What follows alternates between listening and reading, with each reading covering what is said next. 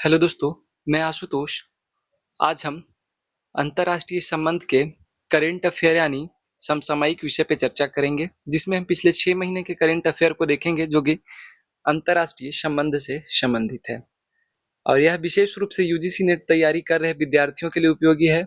साथ ही साथ उन विद्यार्थियों के लिए भी उपयोगी है जो कि कल यूपीपीजीटी का एग्जाम देने वाले हैं यानी 10 तारीख को। तो आइए हम कुछ करंट अफेयर्स को देखते हैं, जिसमें हम पिछले 6 महीने यानी नवंबर 2025 से मई 2026 तक का करंट अफेयर देखेंगे। तो आइए शुरू करते हैं। इसमें हम प्रमुख द्विपक्षीय उपलब्धि को देखेंगे, जैसे कि भारत और भारत के साथ अन्य देशों के साथ कैसे संबंध है, कौन कौन से नए रणनीतिक साझाकार हुए हैं, कौन कौन से नए समझौते हुए हैं अलग अलग देशों के साथ। इस पे चर्चा करेंगे, किस देश से कितना निवेश लिया गया है, भारत की स्थिति क्या है, इस पे विशेष रूप से चर्चा की जाएगी। भारत की कूटनीति की भी बात की जाएगी। तो आइए, हमारे बीच पहला करेंट अफेयर है भारत और जर्मनी के बीच, जिसमें हम रणनीतिक कदम की बात करेंगे और भारत और जर्मनी के बीच जो रणनीतिक कदम या रणनीतिक साझाकार है। मई 2026 में जर्मन चांसलर की यात्रा से कूटनीति को नई धारा मिली।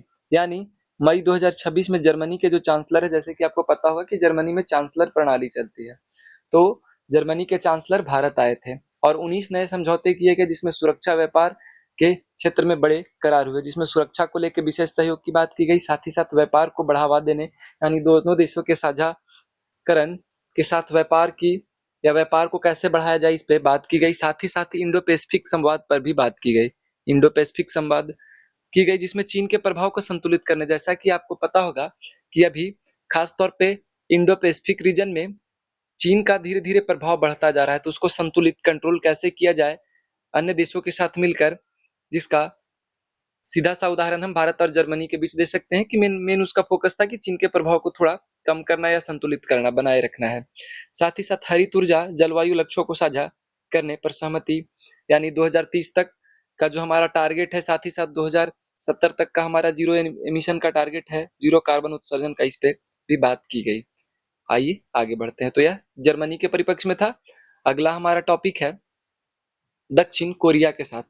दक्षिण कोरिया के साथ हमारा तकनीकी विजन चल रहा है। तकनीकी विजन में क्या है, जो कि 2026 से 2030 यानी 5 साल के लिए लाया गया था। इन 5 साल में क्या करना है, तो भारत और दक्षिण कोरिया ने सेमीकंडक्टर चिप्स और जहाज निर्माण शिप्स में सहयोग को बेसिकली शीर्ष प्राथमिकता दी। यानी जो दक्षिण कोरिया है, साउथ कोरिया है, जहाँ की सैमसंग कंपनी है, अलग अलग बहुत सारी कंपनी है, सैमसंग का फोन भी वहां से आता है।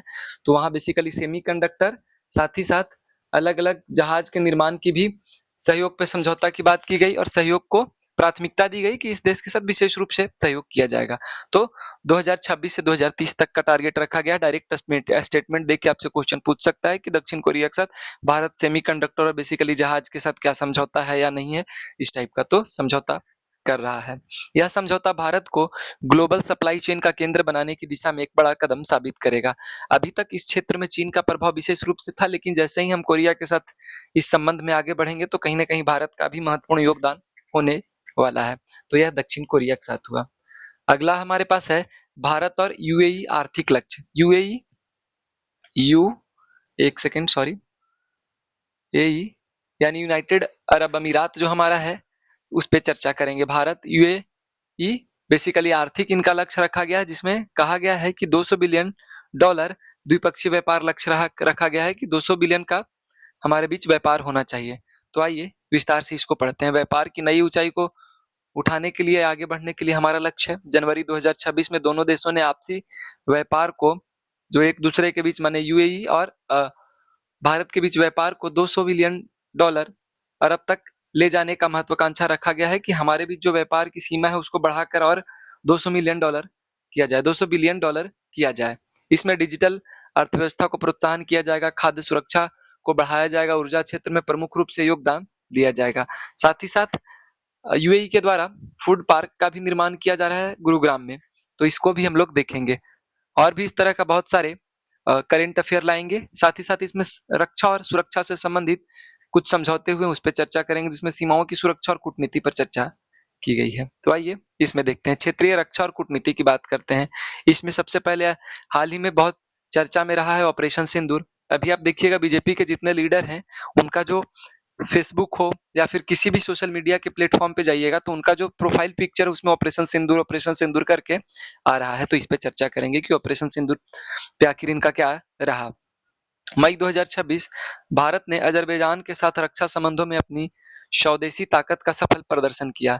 स्वदेशी ताकत का यानी अपने जो भारत की आंतरिक ताकत है, भारत की जो स्वदेशी निर्मित वस्तुएं हैं, इससे संबंधित प्रदर्शन किया गया। तो ऑपरेशन सिंदूर को देखेंगे, साथ ही साथ ऑपरेशन सिंदूर पर एक विस्तार से मैं एक वीडियो बनाऊंगा जो कि जनरली अभी करंट अफेयर में चल रहा है और इससे प्रश्न पूछ लिए जाते हैं। दूसरा हम देखेंगे सक्सगाम घाटी। सक्सगाम घाटी क्या है? तो चीन पाक समझौते को भारत ने कड़े शब्दों में नकारा। अब देखिए सक्सगाम घाटी क्या है? इसमें क्षेत्रीय अखंडता पर कोई समझौता नहीं होगा। यह जम्मू कश्मीर वाले रीजन में हुआ है कि सक्सगाम घाटी जो है उसमें चीन और पाकिस्तान के बीच कुछ समझौता हुआ है। पीओके वाले रीजन में या पीओके रीजन की बात हम कर रहे हैं जिसमें पीओके वाले एरिया के साथ चीन का समझौता हुआ और इसमें पाकिस्तान प्रमुख रूप से भागीदार रहा। तो इसको भारत ने नकारा और भारत ने इसका विरोध किया क्योंकि यह भारत का पूरा एरिया में आता है और चूंकि पीओके भारत का पार्ट है तो इसलिए भारत की अखंडता और क्षेत्रीय सुरक्षा की बात आ जाता है। तो इस पे भारत की कड़ी प्रतिक्रिया हुई। अब देखिए आगे क्या होता है। सिनबैक्स 2 एक बेसिकली युद्ध अभ्यास है, सैन्य अभ्यास है। सिनबैक्स 2 भारत और कंबोडिया के बीच में होता है। आप विशेष रूप से आपको याद करना यह है कि सिम्बेक्स 2 हुआ था और यह भारत और कंबोडिया के बीच है। भारत और कंबोडिया के बीच है। तो भारत और कंबोडिया का संयुक्त सैन्य अभ्यास दक्षिण पूर्व एशिया में भारत की सक्रियता का प्रतीक है, यानी भारत अपने पावर को वहां भी दिखा रहा है कि नहीं भाई हम तो कर सकते हैं और हम यहाँ भी एक्टिव हैं, तो हम किसी से नहीं है कम वाले सिद्धांत पे चल रहा है। तो सिम्बेक्स क्या है? तो यह भारत और कंबोडिया के बीच होने वाला युद्ध अभ्यास है। अगला देखिए वैश्विक रुझान नया विश्व क्रम देखते हैं कि क्या है। भारत अमेरिका में ट्रंप 2.0 व्यापार शुल्क और आवर्जन नीतियों पर नए समीकरण बने। जैसे कि अमेरिका को अभी बड़ा टैरिफ खेलने में मजा आ रहा था, तो इस पर अमेरिका में ट्रंप 2.0 व्यापार शुल्क और आवर्जन नीतियों पर नए समीकरण बने। पहला पॉइंट। दूसरा इसमें क्वाड और ब्रिक्स भारत ने दोनों समूहों के बीच एक संतुलन का काम किया। देखिए क्वाड पता होगा आपको कि इसमें अमेरिका, भारत, ऑस्ट्रेलिया और इसमें एक और कौन सा देश है, कमेंट करके बताइएगा। इसका एक अलग गुट है जो कि चीन को काउंटर करने, रशिया को काउंटर करने के लिए बनाया गया था, लेकिन इसी के विपरीत हम देखेंगे चूंकि भारत इसका पार्ट है, इंडिया क्वाड का पार्ट है और 1992 में क्वाड बना था। शुरू में तो यह दो ही देशों के बीच थे, लेकिन बाद में संख्या बढ़ते गई और अंतिम में ऑस्ट्रेलिया, जापान भी इसमें जुड़ा, ऑस्ट्रेलिया भी जुड़ा 2020 में पूर्ण रूप में अपना क्वाड आया। साथ ही साथ ब्रिक्स में क्या है कि ब्रिक्स में चीन और रसिया, चूंकि देखिए क्वाड में हम इसका विरोध, चीन और रसिया का विरोध करने के लिए आए थे, चीन को कंट्रोल करने के लिए, चीन को संतुलित करने के लिए आए थे, लेकिन साथ ही साथ भारत एक साथ दो विरोधाभासी संगठन में है जो एक दूसरे का इनडायरेक्टली विरोध या डायरेक्टली विरोध करता है। क्वाड ब्रिक्स का विरोध करता है और ब्रिक्स कहीं ना कहीं क्वाड का विरोध करता है। तो उस कंडीशन में भारत का दो विपरीत संगठन में एक साथ होना या उसके बीच संतुलन बनाए रखना बहुत बड़ी बात है। तो भारत दोनों का सदस्य है। ठीक है, आगे बढ़िए। यूएन सुधार सुरक्षा परिषद में भारत की अस्थायी सदस्यता की मांग को मिली वैश्विक मजबूती, यानी भारत के द्वारा जो यूनाइटेड नेशन सिक्योरिटी काउंसिल में जो अस्थायी सदस्यों की संख्या बढ़ाने और अस्थायी सदस्यों की संख्या बढ़ाने की बात की जा रही है, उसमें वैश्विक रूप से मदद मिल रही है। इसमें जर्मनी का भी बहुत अच्छा सहयोग है, रूस का भी सहयोग है, अलग अलग देशों के द्वारा भारत का भी नाम ऐड करने के लिए सहयोग किया जा रहा है। अगला देखिए वैश्विक दक्षिण भारत ग्लोबल साउथ की आवाज बनकर उभरा है। जब हम देखेंगे तो विश्व जो है उत्तर और दक्षिण में बटा है। उत्तर अमीरों का देश है, अमीर देश उसमें विशेष रूप से योगदान करते हैं और दक्षिण में गरीबों का देश माना जाता है या गरीब देश की संख्या ज्यादा है। तो उस कंडीशन में भारत जो है ग्लोबल साउथ का शुरू से आवाज रहा है, नेहरू के टाइम से ही आवाज रहा है। तो यह रहा। अगला देखिए भारत और यूरोपीय यूनियन हरित क्रांति। भारत और यूरोपीय यूनियन की बात करेंगे, ठीक है। इसमें देखिए क्लीन एनर्जी पार्टनरशिप पे चर्चा की गई है। भारत और यूरोपीय यूनियन के साथ अच्छा संबंध हमारा रहा है। ब्रिटेन भी इसका सदस्य था, लेकिन 2016 के बाद ब्रिटेन इससे निकलना चाहा और 2020 में ब्रेग्जिट के नाम से ब्रिटेन इससे बाहर हो गया। ब्रेग्जिट के नाम से ब्रिटेन बाहर हो गया इससे। आप देखिए आगे क्या है खबर।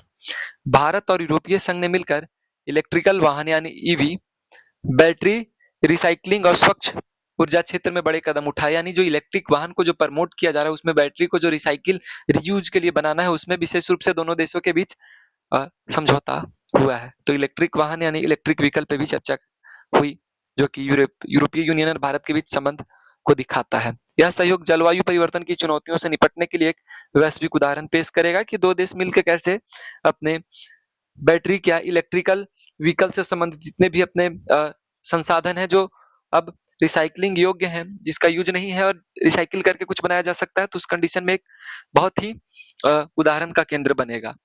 तो इस पे चर्चा हुई है।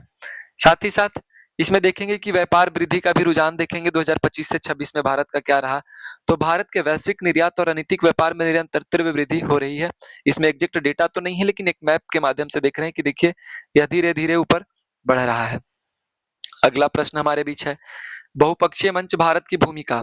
अब देखिए क्वाड क्या है, तो अलग अलग संगठन और अलग अलग उसके भारत का क्या उस पे रुख रहा है और प्रमुख उपलब्धि क्या रही है, इस पे चर्चा करेंगे। जैसे क्वाड की बात करें तो क्वाड में क्या क्या आ जाता है, भारत, ऑस्ट्रेलिया, जापान और अमेरिका आ जाता है।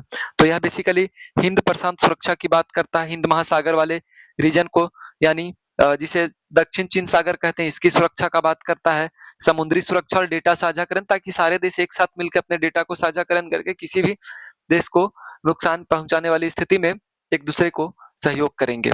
तो प्रशांत सुरक्षा क्षेत्र को विशेष महत्व दिया गया है। ब्रिक्स की बात करें तो आर्थिक सहयोग की बात करते हैं कि हम एक दूसरे से मिलकर काम करेंगे और स्थानीय मुद्राओं में व्यापार करेंगे। जैसे कि अभी हम डॉलर का इस्तेमाल करते हैं, लेकिन जब ब्रिक्स के माध्यम से अगर आर्थिक सहयोग होगा तो उस कंडीशन में हर देश अपने मुद्रा के साथ सहयोग करेगा। जैसे यहाँ आपके यूनाइटेड अरब अमीरात के साथ भारत का अपना मुद्रा में सहयोग की बात की गई है। फिर हमने देखा कि यूरोपीय यूनियन इंडिया के बीच हरित तकनीक की बात की गई है और इलेक्ट्रिकल व्हीकल की बैटरी जो है उसमें रिसाइकलिंग का पहल किया गया है कि हम इस बैटरी को यूजेबल बनाएंगे। ठीक है, यहाँ पर हमने देखा। अगला है ग्लोबल साउथ का, देखेंगे भारत शुरू से ही ग्लोबल साउथ का यानी विकासशील राष्ट्रों का मजबूत पक्षधर रहा है और यहाँ पे ग्लोबल साउथ नेतृत्व देखेंगे कि विकासशील देश की आवाज बुलंद करता है। अब देखिए हमारे पास आज ये सारे थे, बाकी और भी बहुत इंटरेस्टेड आईआर विदेश नीति से संबंधित करंट अफेयर में लेके आऊंगा, सरकार की विभिन्न योजनाओं से संबंधित करंट अफेयर लेके आऊंगा। अभी के लिए फिलहाल इतना ही, फिर मिलते हैं अगली वीडियो में। तब तक के लिए धन्यवाद। कैसा लगा फीडबैक जरूर दें, लाइक शेयर एंड सब्सक्राइब अवश्य करें। कहाँ से डेटा लिया गया है उसका हम लोग लिंक भी दे दिए गए हैं।